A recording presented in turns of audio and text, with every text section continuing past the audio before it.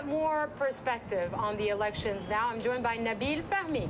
He's a former Egyptian ambassador to the United States and is now with the American University in Cairo, the Dean of the New School of Global Affairs. Thanks for being with us. Thank you for having me here. So you're a few hours away from this election. What are your thoughts? Completely mixed up, but I'm living in the historic moment, really, in many respects. Yeah. First time I've witnessed, and I'm 60, a competitive election in Egypt where we actually cannot determine who will be the president tomorrow morning, the day before the election. You represented your government under the regime of Hosni Mubarak in the United States. Do you consider that you were part of the old system? If the foreign ministry was a political system, I would have said yes. Yeah. But we're professional diplomats. We're not members of any parties, and we're not allowed to be members of any parties. So we serve as civil service, in effect. But was I part of the last 30 years? Yes, of course I was. Yeah. But I wasn't part of any political system, or my allegiance was to the country and to my profession per se. And this is a question I asked Nabil Al-Arabi, actually. I asked him, why did your generation take it, essentially, but your children's generation said enough? I asked myself the same question, and the answer, frankly, the best answer I can find is they had access to information very early on, and therefore they had the ability to see that they had choices.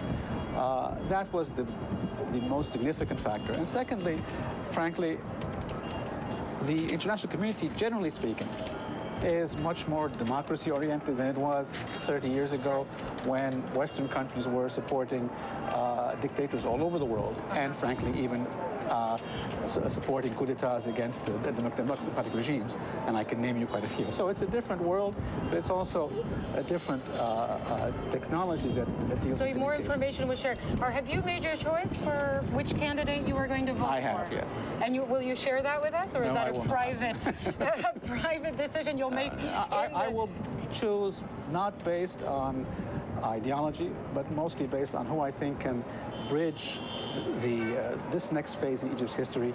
This president will not be a revolutionary, but he will hand over to the young generation in 40 years. There are those who are worried that's not going to happen, and here's why. That the military is not going to give up its power and No, I don't. I think we're going to have a serious debate. I think there's going to be a tug of war, but I frankly would challenge any president, or the military or otherwise, frankly, I would caution them about challenging the street. People do not want an authoritarian system. But yes, when you have a legacy of 60 years where the military had a special place, it's obvious that they're going to negotiate the next phase. But I don't think that they will do that and stick to their ground at the expense of democracy or at the expense of You're 60 years old. You said your age yourself, so I'm not violating any secrets here. But did you ever think you would see this day in your country, Egypt? The answer is simply no. Let me share with you something very quickly. My son, 2 years ago, before the revolution, came to me and said, you know, I'm not against the regime per se, but I've never seen another president. Yeah. So, and he was 27 at the time. I couldn't imagine it. He was wondering, aren't we ever going to see anybody else? And he was not anti-anything, frankly. And then he was a demonstrator a year later. He was out in the streets, your son. Sure. Yeah. So, look, it's good to have a democracy. We're going to go through a challenging process. Right. Egypt has to determine its identity, not only who the new president is going to be.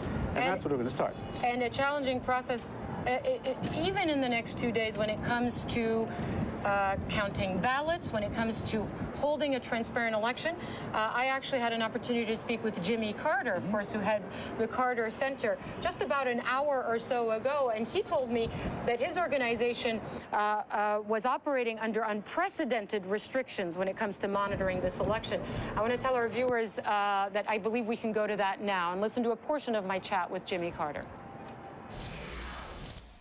Domestic observers who are temporary, and the Carter Center, with a major one here, are limited to staying in one place for 30 minutes. But why do you think they were imposed? I don't know. They say that the places are small, they're crowded, and to have multiple, election observers staying there for long periods of time is not necessary and would create excessive numbers in the polling places.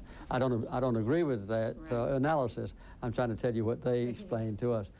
We don't like it, but we'll do the best we can, and I hope and pray that we'll have a chance to make a final report that's positive. But you're saying it's unprecedented. Yes, we've never accepted this restraint before, and it's never been imposed on us. Usually we get our credentials several weeks in advance. Jimmy Carter there. I'll have more of my interview with Jimmy Carter at the International Desk for our special election presentation at 1 p.m. Eastern on Wednesday. I want to thank Nabil Fahmy for joining us here on CNN Live from a very windy Egyptian capital You're this most evening. welcome. Thank you very much. Well, speaking of ambassadors,